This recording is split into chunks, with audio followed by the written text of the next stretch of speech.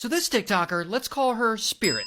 One day, she's in bed and she starts seeing these creatures, and they start talking to her. Now, Spirit is 14 years old, she's a good kid, she goes to private school, she's class president, and she also makes a lot of TikToks. Mostly just dancing and lip-syncing videos. Spirit also has an older sister. Let's just call her Angel. Angel's 19, and she has cerebral palsy, and she uses a wheelchair. And when Spirit and Angel hang out, Spirit sings her songs and reads to her. They seem to be happy. But over time, Spirit's TikToks start to change. They get a little darker, kind of an emo vibe, because she's being bullied at school. She's becoming depressed. She also thinks she might be trans, but it isn't clear. And so Spirit retreats more and more into the horror movies she likes, and she starts to have dark, intrusive thoughts. And one day, Spirit has a normal day. She goes to school, she gets home, she posts a TikTok, and bedtime comes and she goes to bed and everyone in the house is asleep. And that is when she's approached by these creatures. And I don't know what to call them, so we'll just call them demons. And these demons, they start speaking to her. Now, Spirit doesn't like this. It scares her. She doesn't know what to do. Then the demons start bullying her. They're making fun of the way she looks, they're taunting her for maybe being trans, and they allegedly start telling her to hurt herself. So Spirit gets out of bed and she sneaks through the dark and she goes downstairs. She goes to the kitchen and grabs a large kitchen knife, and the demons keep taunting her. So finally, Spirit does the only thing she can think of. She turns the knife on one of the demons and she stabs it, hoping it'll go away. And she does this over and over again. And eventually she stops and she looks down and realizes she wasn't stabbing a demon. She had been stabbing her sister,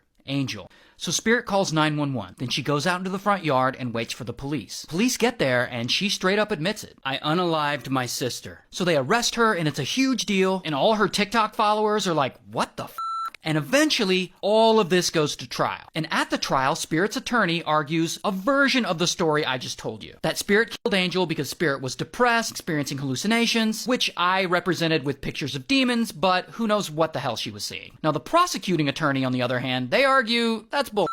That this wasn't because of hallucinations, and that Spirit was obsessed with homicide, and that she would often talk to her friends about unaliving people, and that she shows no remorse in killing her sister. And allegedly, when Spirit was in police custody, an officer's phone rings, and his ringtone is the theme to Halloween, and Spirit jokes, I just Michael Myers my sister. And then another time while in police custody, police gave her McDonald's, and she said, I would have killed someone sooner if I knew I was getting McDonald's. And so the prosecuting attorneys use all of these things against Spirit in court. However, both prosecution and defense agree that Spirit is mentally unwell. So Spirit is tried as an adult, and eventually she pleads guilty to third-degree murder, and here's her mugshot, and she's in prison now, serving 12 to 40 years. And to this day, we still don't exactly have a clear understanding of why she did it.